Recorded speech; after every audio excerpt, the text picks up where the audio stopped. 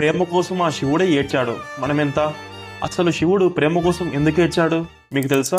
దక్షుడు కూతురి పేరు సతీదేవి. శివుడు సతీదేవిని పెళ్లి చేసుకున్నాడు. ఒకరోజు మారీచి ఋషి బ్రహ్మయాగం చేశారు. దక్షుడు ఆ యాగంకి లేట్గా వస్తాడు. అప్పుడు దక్షుడు రావడంతోనే అందరూ లేచి రెస్పెక్ట్ ఇస్తారు, ఒక శివుడు తప్ప. శివుడు దక్షుడికి రెస్పెక్ట్ ఇవ్వలేదని దక్షుడికి కోపం వస్తుంది. అప్పుడు దక్షుడు ఇంతకన్నా పెద్ద యాగం నేను చెయ్యాలి అని డిసైడ్ అవుతాడు. బృహస్పతి శ్రవణం అనే యాగం రెడీ చేస్తాడు దక్షుడు. అక్కడికి దక్షుడు అందరినీ పిలుస్తాడు, ఒక్క శివుని తప్ప. సతీదేవికి ఈ న్యూస్ తెలిసింది.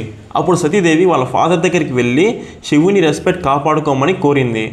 కానీ దక్షుడు సతీదేవిని అవమానించి తిడతాడు.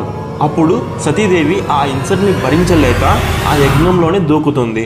ఈ విషయం తెలిసిన శివుడు ఉగ్రరూపం దాల్చి ఆయన జటాజూటం నుండి ఒక వెంట్రుక తీసి కింద పడేస్తాడు. అందులో నుండి వీరభద్రుడు పుడతాడు. అతను వెళ్ళి దక్షుడిని చంపేస్తాడు. శివుడు సతీదేవిని చూసి చాలా బాధగా ఏడుస్తూ ఉంటాడు. శివుడు సతీదేవిని పట్టుకొని వెళ్తుంటే విష్ణుమూర్తి చూసి సతీదేవి పైన సుదర్శన చక్రం ఉపయోగిస్తాడు. అప్పుడు సతీదేవి బాడీ 51 పార్ట్స్గా భూమి మీద పడుతుంది. వాటినే మనం ఇప్పుడు శక్తిపీఠాలుగా కొలుస్తున్నాము. డైలీ ఇలాంటి యూస్ఫుల్ కాంటెంట్ ఇస్తున్నందుకు మా ఛానల్ని సబ్స్క్రైబ్ చేసుకొని సపోర్ట్ చేయండి.